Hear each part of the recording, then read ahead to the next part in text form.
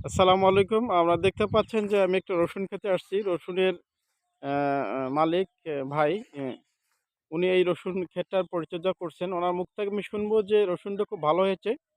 কি, কি পরিচর্যা করছেন রসুনের? কি দিছেন রসুনে? স্প্রে করছেন কি? স্প্রে করছি, আগত করছি এনিটাপ, হুম, তারপরে অ্যান্ডারকল, হুম। তারপরে ই কি ওটা? এনিটাপের বদলে আরেকটা ওষুধ আছে ওটা টিটো প্লাস। Tito plus. হুম, তারপরে করছি উম, হামা। হামা। এই তো হুম, ইলাই। হামা দিছেন। হ্যাঁ। আর কি দিছেন? রবরাল দিয়েছেন কি? না, কাশমিন দিয়েছিলেন কি? না, কাশ্মীর দিয়ে নিয়ে এলো দেমো। আচ্ছা, আচ্ছা, আচ্ছা, আচ্ছা। খুব সুন্দর। আর কি, কি সার দিয়েছিলেন?